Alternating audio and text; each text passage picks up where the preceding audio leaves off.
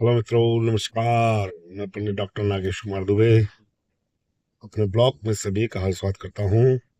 लो मित्रों, हम फिर से आ गए और नई जानकारी के साथ उपलब्ध हो गए। जैसा कि हमारा वास्तु सीरीज चल ही रहा है, तो हमने आपको वास्तु के धार्मिक और वास्तु के हमने वैज्ञानिक दोनों दृष्टिकोणों पे बात किया। तो अब हम लोग चलते हैं, वास्तु सीरीज को आगे बढ़ाते हैं। कुछ दिन स्वास्थ्य उत्तम न होने की वजह से मैं उपलब्ध नहीं हो पाया। अब वास्तु सीरीज को हम धीरे धीरे आगे बढ़ाना शुरू करते हैं और वास्तु हमारे लिए बहुत ही महत्वपूर्ण होता है। भवन निर्माण की दृष्टि से वास्तु शास्त्र के अनुसार अगर हम भवन निर्माण का कार्य कराते हैं, जैसे जैसे वास्तु जो जो चीजें बताई गई है, अगर वैसे वैसे हम भवन निर्माण की तरफ चाहते हैं, तो अवश्य ही हमारे लिए सुखप्रद और शांतिप्रद होता है मित्रों। तो चलिए आप शुरू करते हैं। वास्तु शास्त्र के अनुसार कैसा हो हमारा भवन, कैसा हो हमारा घर, जो हमारे सुखपूर्वक, शांतिपूर्वक और अनेक प्रकार सुख सुविधाओं से सज्ज हो। भौतिक सुख सुविधाओं से भी सज्ज होना चाहिए। तो वास्तु शास्त्र के अनुसार सबसे जो मुख्य स्थान होता है हमारा प्रवेश द्वार, यानी एंट्री, जहां से हम एंट्री पॉइंट करते हैं, यानी एंट्री द्वार, यानी प्रवेश द्वार, एंट्री गेट। तो चलिए जानते हैं कि हमारा प्रवेश द्वार कैसा होना चाहिए, क्या क्या चीजें होनी चाहिए, किस ढंग का होना चाहिए, कैसा बनना चाहिए, किन किन बातों का हमको ध्यान रखना चाहिए, कौन सी दिशा होनी चाहिए। तो किन किन चीजों का हमें मुख्य रूप से अपने प्रवेश द्वार पे ध्यान देना चाहिए मित्रों।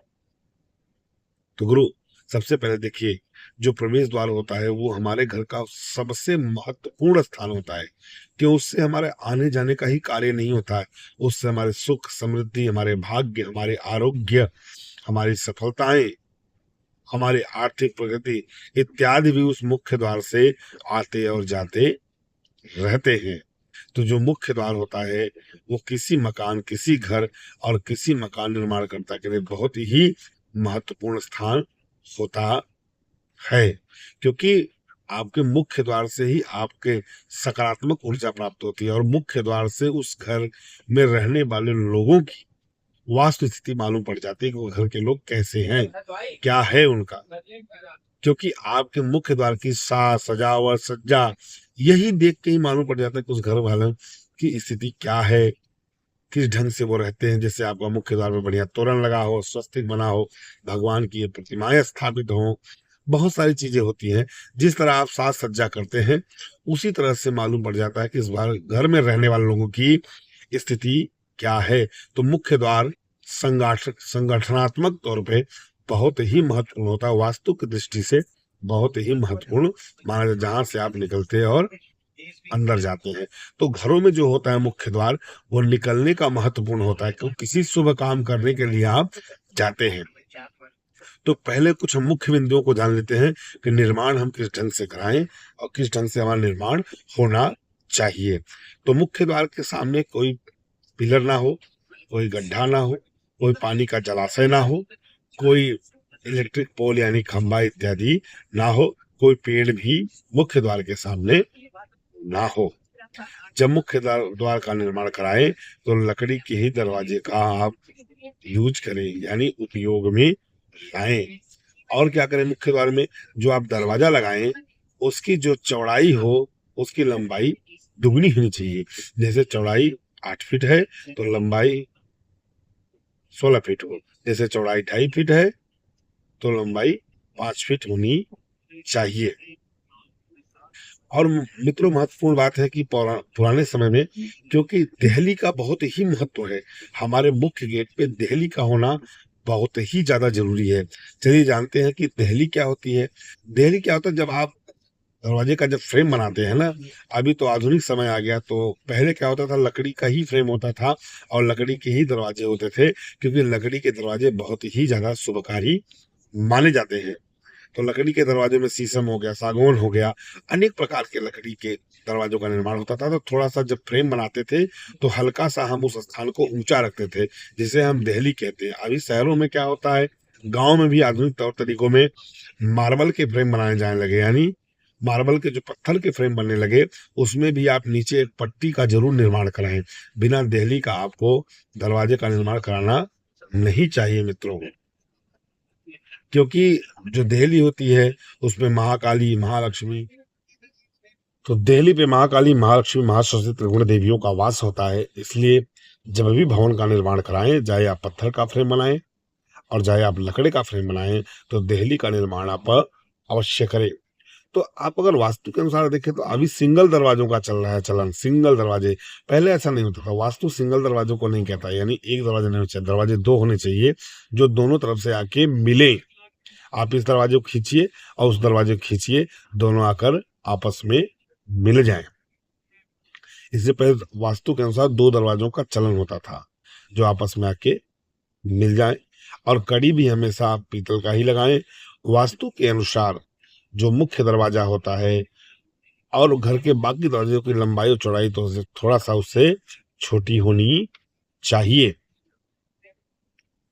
तो इन बातों का आपको निर्माण करते हुए ध्यान रखना है कि घर के जो भी अन्य हमारे दरवाजे हैं वो इस दरवाजे से छोटा होना चाहिए, यानी मुख्य गेट से छोटा होना चाहिए। चलिए अब जानते हैं कि कौन कौन सी दिशा होनी चाहिए। जो हमारे मुख्य दरवाजे की दिशा, प्रमुख दिशाएं हैं, जब आप बनवाएं तो उस दिशा में बनवाएं।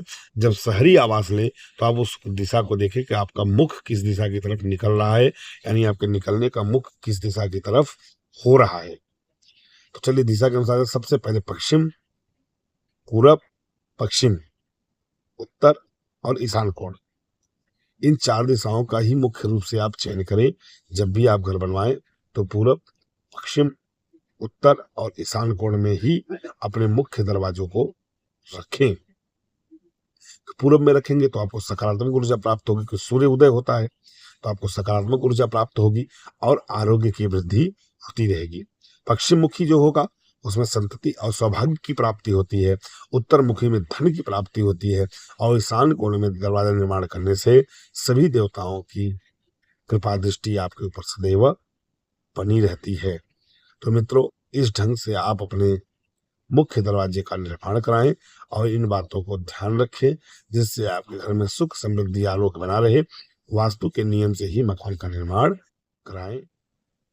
तो मुख्य द्वार का साज सजावट आप रखें, उसे अच्छे ढंग से व्यवस्थित रखें, कोई अवरोधक चीजें ना रखें, गंदगी ना करें और हमेशा प्रज्वलित यानी उजाला यानी लाइट का प्रयोग बराबर करें, क्योंकि वहां पे हमेशा दीप या तो किसी तरह का बल्ब, लाइट इत्यादि का भी आप यूज करते रहें।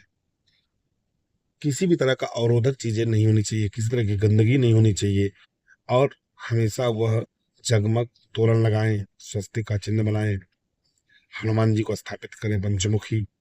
तो इत्यादि चीजों को आप व्यवस्थित एकदम साज सज्जा के साथ मुख्य दरवाजे को रखना चाहिए। और ध्यान रखना चाहिए जो भी आप दरवाजा बनाए यानी मुख्य बनाए वो कभी बीचों बीच ना बनाए, वो हमेशा एकदम घर के डेड एंड यानी लास्ट पॉइंट पे ही बनाए, कभी बीचों बीच निर्माण नहीं करना चाहिए। और जो दरवाजा खुलना चाहिए वो हमेशा अंदर की तरफ ही खुले, बाहर की तरफ कभी खुलना नहीं चाहिए। दरवाजा हमेशा अंदर की तरफ ही खुलना शुभकारी वास्तु के अनुसार माना जाता है। धन्यवाद। हर हर महादेव। प्लीज लाइक करें, शेयर करें और सब्सक्राइब करें।